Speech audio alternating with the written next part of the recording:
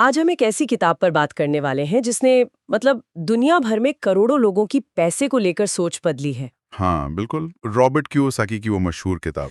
Rich dad poor dad, हाँ। थोड़ी विवादास्पद भी रही है, सुना है। हाँ वो तो है, पर इसका असर बहुत गहरा रहा है। तो आज हम इसकी समीक्षा के आधार पर इसके जो मुख्य सबक है उन पर बात करेंगे, समझने की कोशिश करेंगे कि ये पारंपरिक सलाह से इतनी अलग क्यों है। सही है। और ये किताब बेसिकली दो अलग अलग दर्शनों की कहानी है।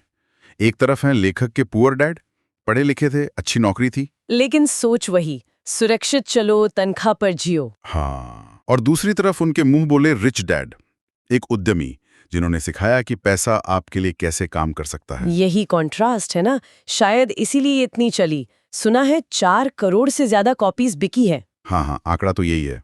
तो ये दिखाता है कि लोगों को ये नजरिया कितना अपील किया। तो चलिए इसके मुख्य विचारों में उतरते हैं।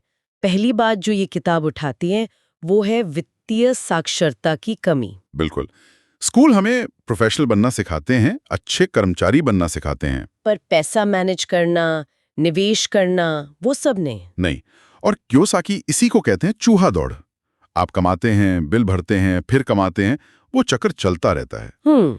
तो इससे निकलने का रास्ता क्या है? कियोसाकी के हिसाब से रास्ता है वित्तीय बुद्धि बढ़ाना, और उसका एक अहम हिस्सा है संपत्ति और देनदारियों के बीच का फर्क समझना। एसेट्स और लायबिलिटीज। हाँ, ये सुना है। सिंपल भाषा में कहें तो संपत्ति यानी एसेट आपकी जेब में पैसा डालता है। जैसे किराए पर दिया घर या स्टॉक्स जिनसे डिविडेंड मिले। हाँ बिल्कुल। और देनदारी यानी लाइबिलिटीज आपकी जेब से पैसा निकालती हैं, जैसे कार का लोन, क्रेडिट कार्ड का बिल। अच्छा, सुनने में तो सीधा लगता है, पर लोग गड़बड़ कहा करते हैं। गड़बड़ ये होती है कि कई बार हम देनदारियों को संपत्ति समझ बैठते हैं। कैसे? अपना घर जिसे हम सबसे बड़ी संपत्ति मानते हैं। हाँ, एक क्लासिक उदाहरण है। किताब कहती है कि अगर आपके घर पर बड़ा लोन है और मेंटेनेंस का खर्चा है, तो वो असल में आपकी जेब से पैसा निकाल रहा है। वो लायबिलिटी है जब तक उससे कोई आय ना हो। ओह, ये तो सोचने वाली बात है। मतलब अमीर लोग संपत्ति जमा करते हैं और बाकी लोग अक्सर देनदारियां खरीदते हैं ये सोचकर कि वो संपत्ति है। महंगी कार, बड़ा घर लोन पर, ये सब। किताब इस सोच को चैलेंज करती है। एक और बात थी उसमें, सीखने के लिए काम करो, कमाने के लिए नहीं। इसका क्या मतलब है? इसका मतलब ये नहीं कि पैसा जरूरी नहीं, पर उनका जोर है स्किल्स पर। स्किल्स जैसे सेल्स, मार्केटिंग, बातचीत की कला, फाइनेंस की समझ। कियोसाकी कहते हैं कि आपकी नौकरी की तनख्वाह शायद आपको आज अमीर ना बनाए, पर ये स्किल्स कल बना सकती हैं। हाँ बिल्कुल, ये एक लॉन्ग टर्म विजन है।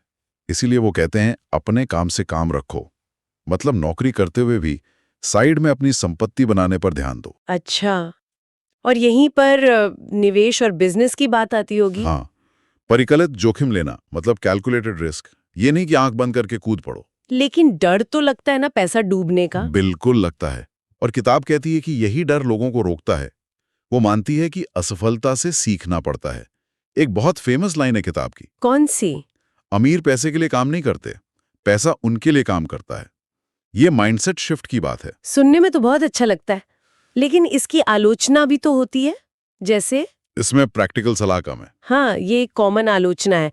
किताब क्या करना है ये बताती है, एसेट बनाओ, सीखो, रिस्क लो, पर कैसे करना है उसकी डिटेल्स थोड़ी कम है। और वो दोहराव वाली बात भी। हाँ, कुछ लोगों को लगता है कि वही बातें बार बार कही गई हैं, और जोखिम वाली सलाह बिना सही समझ के खतरनाक भी हो सकती है। और एक बड़ा सवाल, क्या रिच डैड सच में थे या काल्पनिक है? ये एक रहस्य जैसा है। कियोसाकी ने खुद भी क्लियर नहीं किया है पूरी तरह। आलोचक कहते हैं कि अगर मेन प्रेरणा ही काल्पनिक है तो सलाह पर कैसे भरोसा करें? हाँ, पर दूसरी तरफ लोग कहते हैं कि कहानी सच हो या ना हो, सिद्धांत तो काम के हैं। शायद रिच डैड एक विचार का प्रतीक है। तो फिर ये किताब किसके लिए सबसे ज्यादा फायदेमंद है? मेरे ख्याल से ये उन लोगों के लिए है जो अपनी मौजूदा फाइनेंशियल सिचुएशन से खुश नहीं हैं, जो बदलाव चाहते हैं। जैसे स्टूडेंट्स, यंग प्रोफेशनल्स। हाँ, या जो लोग पेचेक टू पेचेक जी रहे हैं, या जो अपना बिजनेस शुरू करना चाहते हैं, निवेश करना चाहते हैं, बेसिकली जो पैसे को लेकर अपनी सोच बदलना चाहते हैं। तो ये कोई स्टेप बाय स्टेप गाइड नहीं है? नहीं, बिल्कुल नहीं। ये एक तरह से एक माइंडसेट शिफ्टर है। ये आपको सोचने का एक नया तरीका देती है। तो संक्षेप में कहें तो किताब की वैल्यू इस बात में है कि वह आपकी धारणाओं को चुनौती देती है। हाँ, ये एक मानसिकता परिवर्तन का आह्वान है। ये कहती है कि पैसे का खेल पहले दिमाग में जीता जाता है। शायद इसीलिए आलोचनाओं के बाद भी ये इतनी पॉपुलर है। बिल्कुल। और यहीं पर एक सवाल शायद हम अपने सुनने वालों के लिए छोड़ सकते हैं हाँ, कि अगर हम ये माने कि रिच डैड की कहानी से ज्यादा उसके सिद्धांत मायने रखते हैं, तो क्या सिद्धांतों की शक्ति कहानी की सच्चाई पर निर्भर करती है? और अगर किताब में प्रैक्टिकल कैसे करें वाली सलाह कम है, तो इस बदली हुई मानसिकता से पहला कदम क्या होना चाहिए? सोचने वाली बात है।